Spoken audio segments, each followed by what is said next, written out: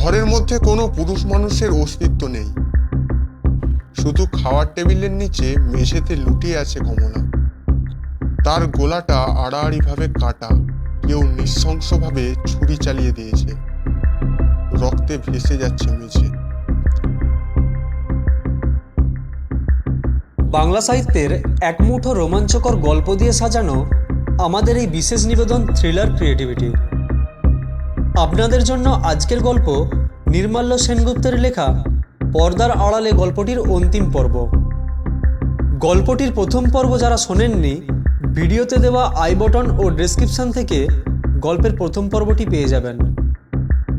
আজকের গল্প পাঠে ও অবনীশবাবুর চরিত্রে আমি মৃন্ময়, গল্পের সূত্রাধার ও জয়ন্ত বিশ্বাসের চরিত্রে অভি, অনিকধরের চরিত্রে সঞ্জিত এবং বিক্রমবাবুর চরিত্রে সুজয়। সকলকে নতুন বছরের শুভেচ্ছা জানিয়ে শুরু হচ্ছে আজকের গল্প।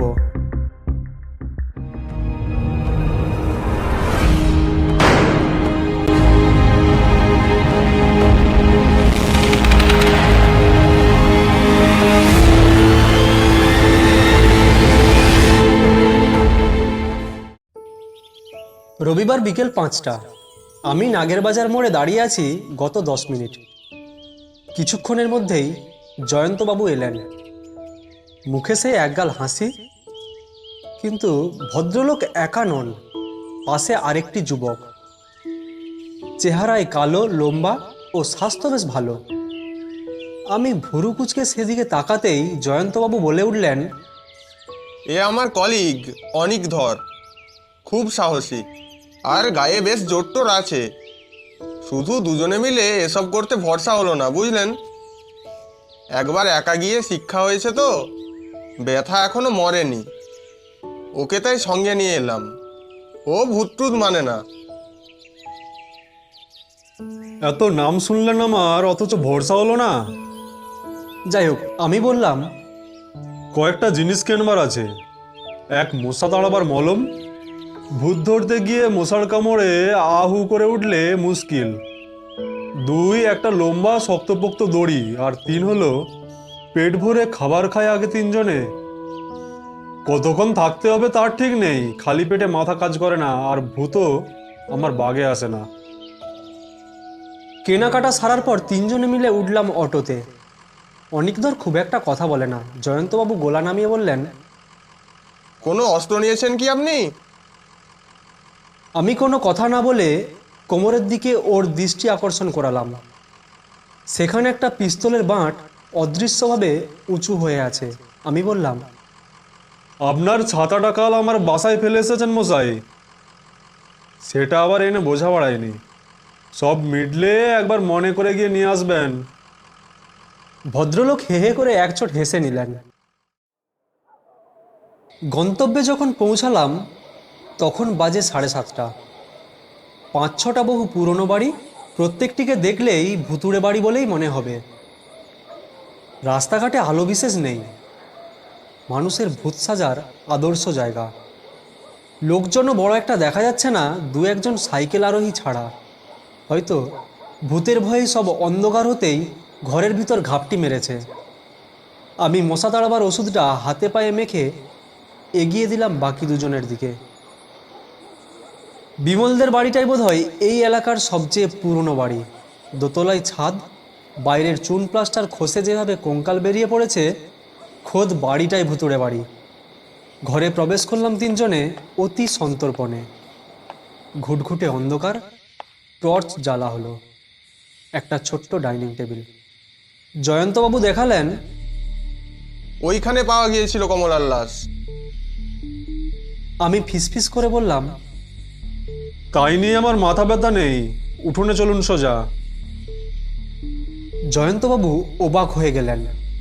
উঠোনে পৌঁছালাম। উঠোনটা বেশ বড়, সামনে উঁচু পাঁচিল। জয়ন্তবাবুর ইতস্তত ভাব দেখে বুঝলাম এখানেই তিনি মোক্ষম ঘা খেয়েছিলেন। টর্চ নিভিয়ে ফেললাম। আমি ইশারায় অনিক আর জয়ন্তবাবুকে বললাম পাঁচিলের 2 কোণে চলে যেতে। দুজনেই বাধ্য সৈনিকের মতো আমার নির্দেশ পালন করল। আমি গিয়ে দাঁড়ালাম বাড়ির গা ঘেঁষে, দেওয়ালে পিঠ ঠেকিয়ে পাঁচিলের দিকে মুখ করে। তিনজনই একদম নিঃশব্দ। মিশে গিয়েছি অন্ধকারে। আকাশে মেঘ, চাঁদের আলোও নেই। তাও ভাগ্য ভালো আজ বৃষ্টি পড়ছে না। কেটে গেল প্রায় 1 ঘন্টা। এর মধ্যে শুধু দুবার জয়ন্তবাবুকে মশা মারতে শুনেছি। মলমটা ঠিকমতো ঘষেননি ভদ্রলোক। আর এদিকে অনেক ঠাই দাঁড়িয়ে আছে এক কোণায়। হঠাৎ একটা ঝপ করে আওয়াজ এলো পাঁচিলের বিপরীত প্রান্ত থেকে। তারপরই দেখতে পেলাম তাকে। একটা কালো আবছায়া যেন মাটি ফুঁড়ে বেরোলো। বুঝলাম তার আগমন ঘটেছে বাড়ির সদর দরজা দিয়েই। আমি প্রমাদ গুনলাম, জয়ন্তবাবু আওয়াজ করলেই ভেস্তে যাবে সব। ছায়ামূর্তি আমাদের উপস্থিতি টের পেল না। সে এগিয়ে এলো পাঁচিলের দিকে, তারপরেই টিকটিকির মতো উঠে গেল পাঁচিলের উপর। এই সুযোগ, সঙ্গে সঙ্গে বিদ্যুতের মতো ছুটে বেরোলাম আমি। পিস্তল রেডি ছিল, কিছু বোঝার আগেই চালালাম গুলি। কানফাটা আওয়াজে খান খান হয়ে গেল নিস্তব্ধতা। ছায়ামূর্তি ধূপ করে পড়ল পাঁচিলের অন্যদিকে। এরপরেই ধাতব কিছু শব্দ। আর শুনতে পেলাম জোনাতিনেক পায়ের দৌড়ে পালানোর আওয়াজ। আমি চেঁচালাম, অনেক জলদি। নিমেষের মধ্যে অনেক পাঁচিল বেয়ে চলে গেল অন্য প্রান্তে। আমিও গেলাম। তারপরেই জয়ন্তবাবু হ্যাচড় প্যাচড় করে উঠলেন পাঁচিলে। টর্চের আলো ফেললাম লোকটার মুখে। সুপুরুষ এক যুবক। গুলিটা লেগেছে পায়ের গোড়ালির উপর। জয়ন্তবাবু পাঁচিল থেকে নেমেই অবাক হয়ে বললেন, আরে, এ যে কমলা সেই প্রণয়ী সেলসম্যান। এর স্কেচই তো আছে থানায়, তাই না অনিক? অনেক মাথা নাড়ল। সে ততক্ষণে দড়ির সাহায্যে লোকটিকে আষ্টে পিষ্টে বেঁধে ফেলেছে। লোকটা হঠাৎ সশব্দে আওয়াজ করে মূর্ছা গেল বাঁধনের চাপেই হয়তো। আমি হেসে বললাম, ও এমনিতেও পালাতে পারতো না, পা মারাত্মক জখম। পালিয়ে গেল ওর সঙ্গী সাথীরা। সে ধরা পড়বে, থানায় নিয়ে গিয়ে 2টো লাঠি চালালেই ফাঁস হবে সব। জয়ন্তবাবু আমার দিকে ঘুরে বললেন, তা আপনি কি করে বুঝলেন বলুন তো মশাই, যে ভূত নেই? আমি হেসে বললাম, হ্যাঁ, খুব সহজ। যখন আপনি বললেন বাড়ির পাশেই পরিত্যক্ত কারখানা, তখনই ব্যাপারটা মাথায় এসেছিল। কারখানায় ভরা লোহা, অ্যালুমিনিয়ামের দামি যন্ত্রাংশ, সেই সব চুরি করে এই বাড়িতে ভরা ছিল সবচেয়ে সহজ। ব্যবসা ভালোই চলছিল। বাদ সাধলো কমলা আর বিমল এসে। প্রেম নয়, ইনি তখন এলেন বিমল আর কমলার সঙ্গে সাঁট করতে। বিমল মেনে গেলেও কমলা মানল না। সে যতই মিষ্টি অল্প বয়স্কা গৃহবধূ হোক, কিন্তু তখন বিমলের খুব অর্থাভাব। চাকরি নেই, হাতে শেষ কয়েকটা টাকা। তখন এই দুজনে মিলে ফন্দি আঁটলো কমলাকে সরাতে হবে। খুব সম্ভবত কমলা পুলিশের কাছে যাবে এই হুমকি দিয়েছিল, তাই তাকে খুন হতে হলো। কিন্তু খুন যখন হয়েছে, পুলিশের দৌরাত্ম্য বাড়বে, ব্যবসা চৌপাট। তখন মাথায় এলো ভূতের আইডিয়া। ব্যাস, আবার রমরমিয়ে জমে উঠলো এদের ব্যবসা। ওর পকেট সার্চ করে দেখুন জয়ন্তবাবু, আপনার সেই গোলা কাটা, চোখ ঠিকরানো ভূতের মুখোশটা পেয়ে যাবেন। এরপর এর পেটে চাপ দিলেই ধরা পড়বে সমস্ত সঙ্গী সাথী এবং কারখানার চৌকিদার ও ওই বিমল বাবু। জয়ন্তবাবু মাথা নেড়ে বললেন, উফ, কোথাও একটা মারাত্মক ভুল হচ্ছে আপনার। আমি অবাক হয়ে বললাম, ভুল? কোন কথাটা আপনার ভুল বলে মনে হলো? জয়ন্তবাবু বললেন, পাঁচিলের ওই কোণটা দেখেছেন কি আপনি? একটু উঁচু না? আমি বললাম, হতে পারে, মাটির তলাতেও থাকতে পারে যন্ত্রাংশ।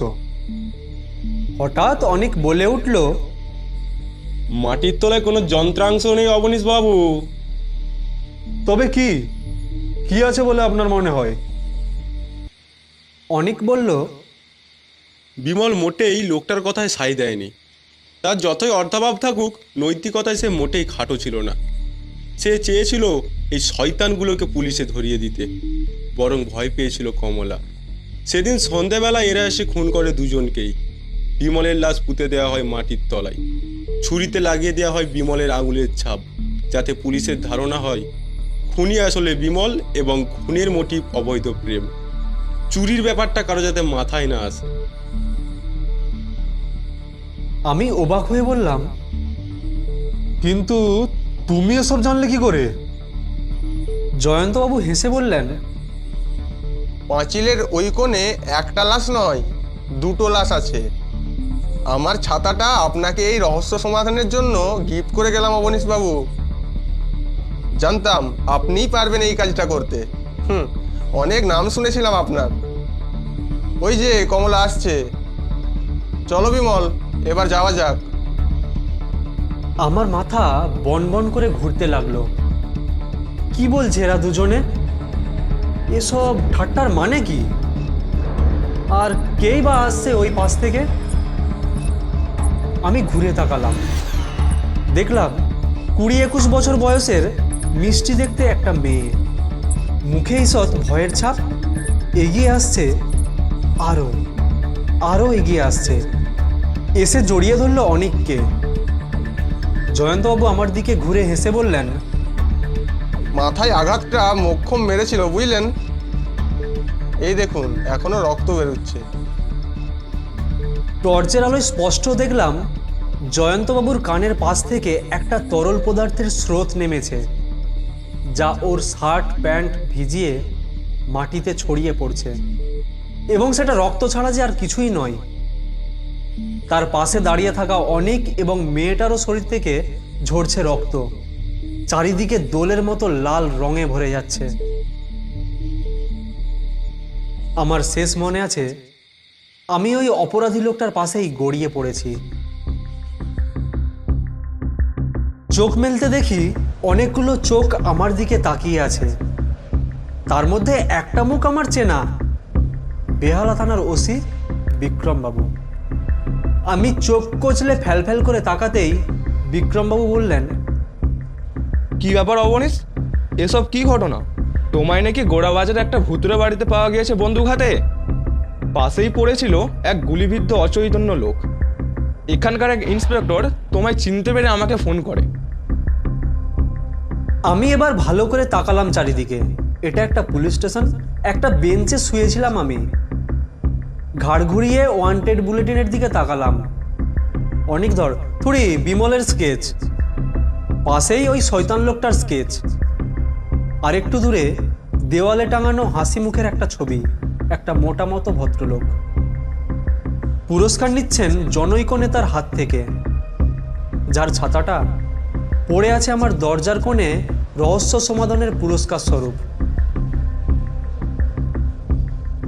বিক্রমবাবু বলেই চলেছেন, কিছু বলো অবনীশ, কিভাবে খোঁজ পেলে এখানকার? অনেকগুলো লোক ধরা পড়েছে, কারখানার মাল সরাচ্ছিল সব। এরাই খুন করে ওই বাড়ির এক গৃহবধূকে। এই কেস চলাকালে নিখোঁজ হন গোড়াবাজার থানার ওসি জয়ন্ত বিশ্বাস। তুমি জানো এসব? আমি উত্তর না দিয়ে চারিদিকে তাকালাম। উইকেন্ড শেষ, সঙ্গে কেসও। জয়ন্তবাবু বলেছিলেন কেসটা না মিটলে উনি মরেও শান্তি পাবেন না। আমার চারপাশে অনেক খাঁকি উর্দির উৎসুক মুখ। একটু দূরে টিভি চলছে, ইন্ডিয়া অস্ট্রেলিয়া ম্যাচের হাইলাইটস। সচিন একটা 6 আঁকড়ালো।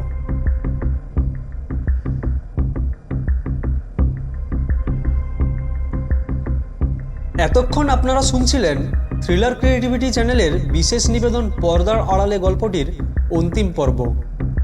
এরূপ রহস্যময় গল্প আমাদের উপহার দেওয়ার জন্য গল্পের লেখককে আন্তরিকভাবে ধন্যবাদ জানাই চ্যানেলের পক্ষ থেকে। এই রকম নিত্য নতুন গল্প পেতে চ্যানেলটি সাবস্ক্রাইব করে রাখুন। শেষ হচ্ছে আজকের গল্প।